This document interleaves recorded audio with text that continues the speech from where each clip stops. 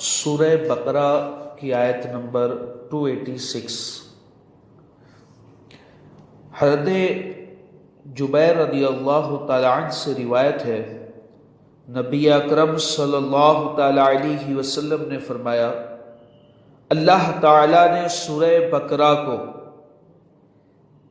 ان 2 آیتوں پر ختم فرمایا ہے جو مجھے اس کے عرش کے خزانے سے عطا ہوئی۔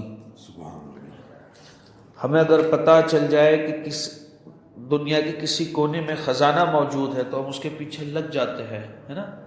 تو یہ 2 آیتیں عرش کے خزانوں میں سے اللہ تبارک و تعالیٰ نے عطا فرمائی، جو مجھے اس کے عرش کے خزانے سے عطا ہوئی، لہٰذا انہیں سیکھو۔ اب حکم دیکھیں کیا ہو رہا ہے کہ لہٰذا انہیں سیکھو اور اپنی عورتوں کو سکھاؤ، انہیں اپنے گھر والوں کو بھی وہ ان آیتوں کو سکھاؤ۔ یہ نماز یعنی نماز میں ان کی قراءت کی جاتی ہے، یہ نماز میں پڑھی جاتی ہے، یہ آیت ہے، اور قرآن کی آیتیں ہیں، اور دعا ہے، اور یہی آیتیں دعا بھی ہے۔ ربنا لا تؤاخذنا ان نسینا او اخطأنا، اے ہمارے رب اگر ہم بھولے یا خطا کرے تو ہماری گرفت نہ فرما۔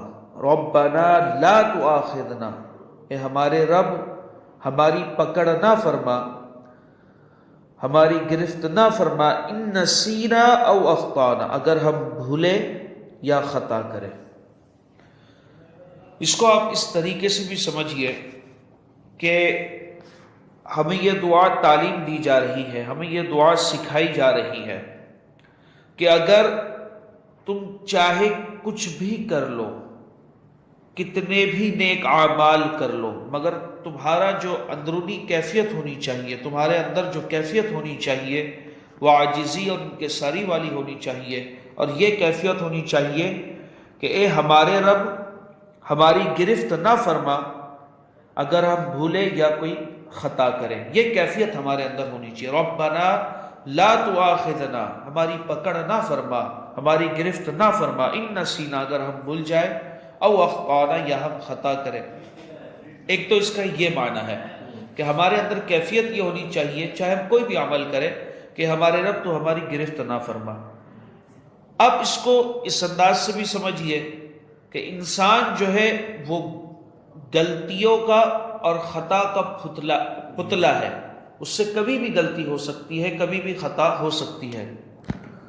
ربنا ولا تحمل علينا اصرا كما حملته على الذين من قبلنا، اے ہمارے رب اور ہم پر بھاری بوجھ نہ رکھ فرما۔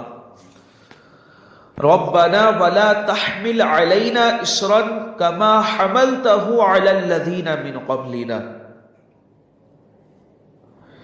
اے ہمارے رب اور ہم پر بھاری بوجھ نہ رکھ جیسا تو نے ہم سے پہلے لوگوں پر رکھا تھا۔ اس کا کیا مطلب ہے؟ یہ آیت جو نا یہ شکرانے کے اندر یہ دعا مانگی جا رہی ہے۔ ہم پر احکامات جو ہے حضور کے صدقے میں بہت آسان ہے۔ آپ کو شروع میں روزہ فرض ہوا تھا تو روزہ کس طریقے سے رکھا جاتا تھا؟ مغرب بعد آپ افطاری کر سکتے تھے، مغرب سے عشاء تک کے، پھر عشاء کے بعد آپ کچھ بھی کھا پی نہیں سکتے تھے۔ ابھی تو ہم رات بھر چالو رہتے ہیں، ہاں، مگر پہلے یہ احکام تھے، روزہ اس طریقے سے رکھا جاتا تھا کہ مغرب بعد ہی آپ افطار کر سکتے ہیں۔ ہاں وہ پہلے اس طریقے سے روزہ فرض ہوا۔ ایک صحابی کا پھر واقعہ ہوا کہ وہ جو ہے نا ایک دن روزہ رکھے، مغرب بعد ان کی آنکھ سو گئے تو بھی آپ افطاری نہیں کر سکتے، یہ بھی تھا۔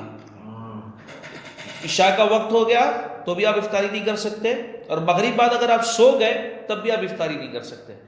تو یہ پورے دن کے تھکے آ رہے آئے گھر پہ، زوجہ کھانے پکانے میں مصروف ہوئی اور یہ سو گئی، ان کی آنکھ لگ گئی۔ اب یہ اٹھے تو اب افطاری کی تو اجازت ہے نہیں، دوسرے دن کا روزہ شروع ہو گیا۔ اس طریقے سے 3 دن گزر گئے، تو تیسرے دن آپ بیمار ہو گئے کافی، تو پھر اللہ تبارک و تعالیٰ نے ہم پر تخفیف فرمائی کہ راتوں کو تم جو ہے مطلب ہمارے لیے پوری رات جو ہے ہم کھاتے پیتے ہیں اور روزے کے احکام ہم پر نہیں ہے. اسی طریقے سے پچھلی امت پر جو روزہ فرض تھا نا تو اس میں آپ بات نہیں کر سکتے تھے.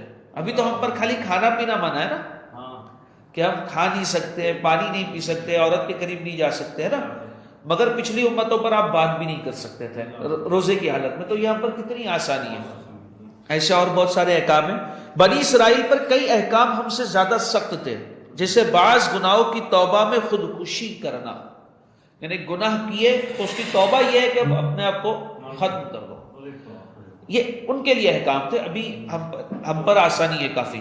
ناپاک کپڑے کا جلا دینا, ناپاک اگر کپڑا ناپاک ہو گیا ہم 3 بار اس کو دھوئیں گے تو پاک ہو جائے گا نا, مگر بنی اسرائیل میں یہ احکام تھے کہ اب وہ کپڑا پاک نہیں ہو سکتا. ایک بار کپڑا ناپاک ہو گیا اب وہ پاک نہیں ہو سکتا. تو ہم پر کتنی آسانی ہے نا.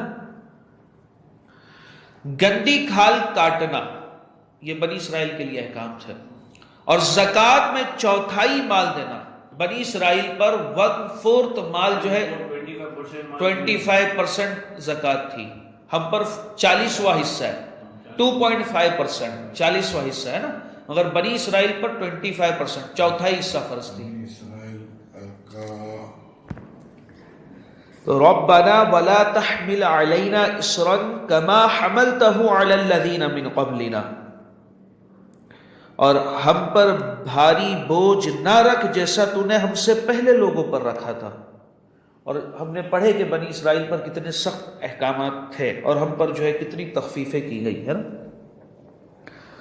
ربنا ولا تحملنا ما لا طاقة لنا به, اور اے ہمارے رب اور ہم پر وہ بوجھ نہ ڈال جس کی ہمیں طاقت نہیں. واعف عنا, اور ہمیں معاف فرما دے. واعف عنا بڑی مختصر سا جملہ ہے مگر بہت پیاری دعا ہے. واعف عنا, اور ہمیں معاف فرما دے, ہمارے ساتھ عفو و درگزر والا معاملہ فرما. واغفر لنا, اور ہمیں بخش دے, ہماری مغفرت فرما. وارحمنا, اور ہم پر مہربانی فرما. انت مولانا فانصرنا علی القوم الکافرین, تو ہمارا مالک ہے. مولانا مددگار ہے, ہماری مدد فرمانے والا ہے, تو ہمارا مالک ہے. فانصرنا علی القوم الکافرین, پس کافر قوم کے مقابلے میں ہماری مدد فرما. ہونا تو یہ چاہیے کہ واعف عنا, واغفر لنا, وارحمنا, ان تینوں جملوں کے تحت کئی سارے واقعات سنائے جائے. ہونا تو یہ چاہیے مگر ایک واقعہ سناتے ہیں کیونکہ ہم ان مختصر طور پر پڑھ رہے ہیں نا. حضرت سیدنا عبد الرحمن بن ابراہیم رحمۃ اللہ تعالی علیہ اپنے والد سے روایت کرتے ہیں کہ حضرت سیدنا حسن بصری, یہ بڑے مشہور اللہ تعالیٰ کے ولی ہے, ان کے زمانے میں ایک نوجوان گناہوں بھری زندگی گزار رہا تھا. اسی بدمستی کے عالم میں اسے سخت بیماری لاحق ہو گئی اور مرگی کے دورے پڑنے لگے. جب کمزوری حد سے بڑھنے لگی تو انتہائی رنج و غم کے عالم میں بہت ہی خفیف آواز کے ساتھ, یعنی آہستہ آواز کے ساتھ, اپنے رحیم اور کریم پروردگار عز و جل کی بارگاہ میں اس طرح التجا کی, اے میرے پروردگار عز و جل, میرے گناہوں سے درگزر فرما, مجھے اس بیماری سے چھٹکارا عطا فرما. اے میرے مولا عز و جل, اب میں کبھی بھی گناہ نہ کروں گا.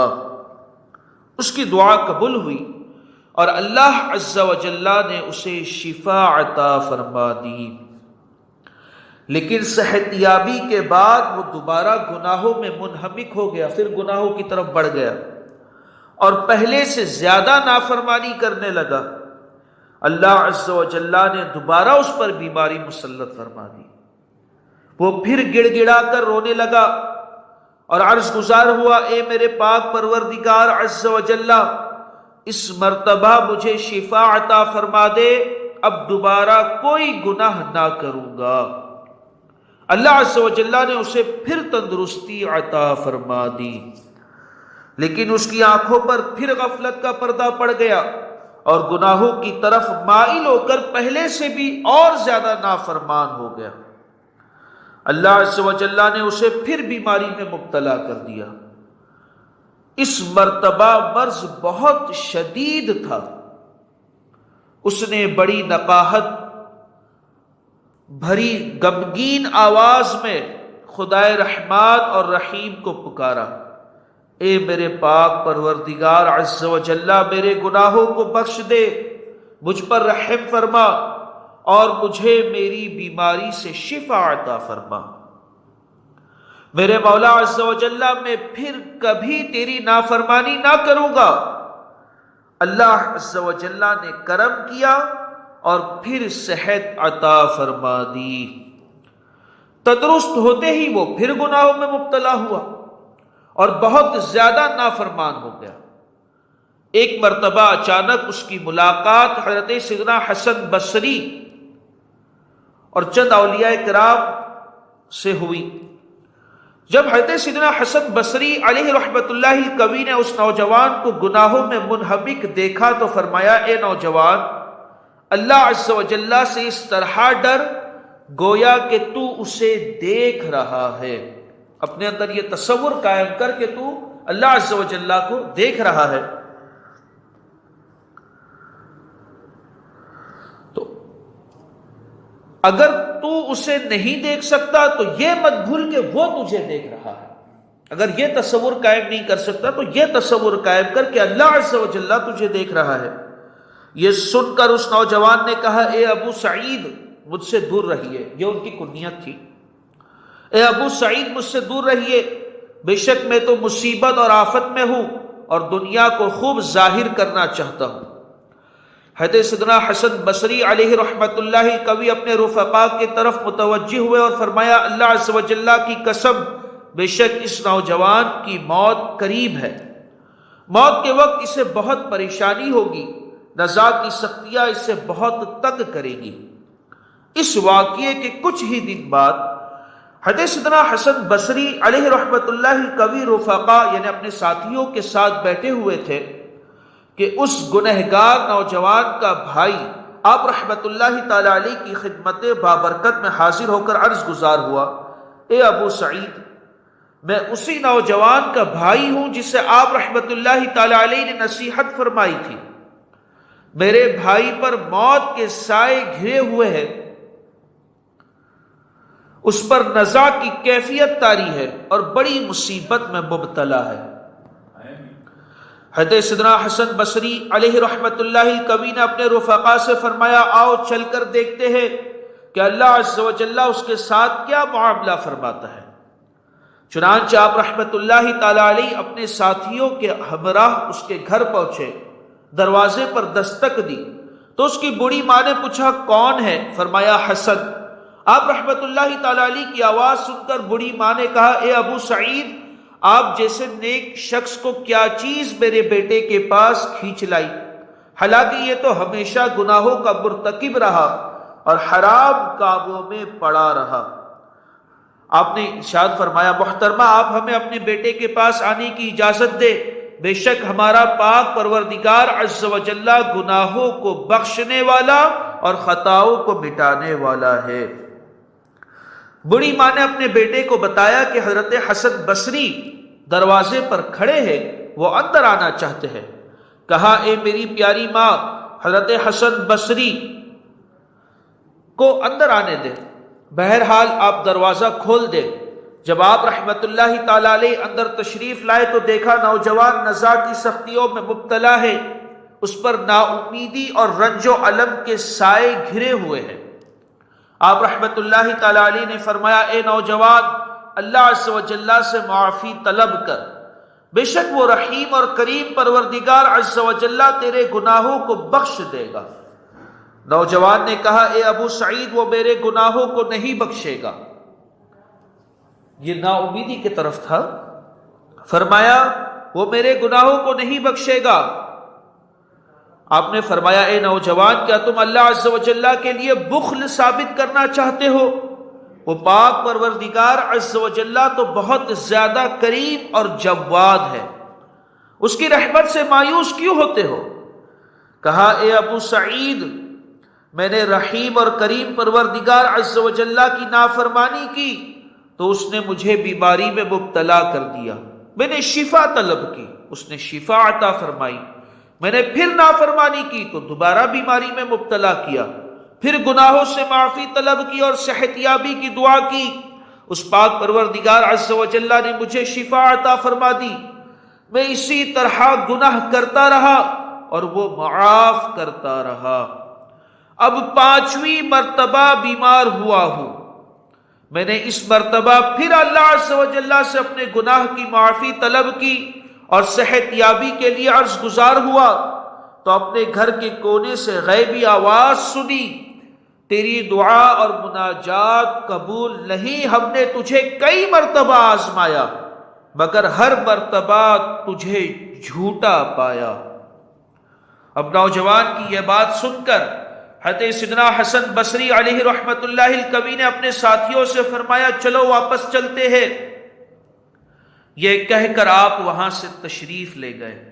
آپ رحمت اللہ تعالی علیہ کے جانے کے بعد اس نوجوان نے اپنی والدہ سے کہا اے میری ماں، یہ حضرت سیدنا حسن بصری علیہ رحمت اللہ القوی تھے، شاید یہ میری طرف سے میرے پاک پروردگار عز و جل سے نا امید ہو گئے، حالانکہ میرا مولا عز و جل تو گناہوں کو بخشنے والا اور خطاؤں سے درگزر فرمانے والا ہے۔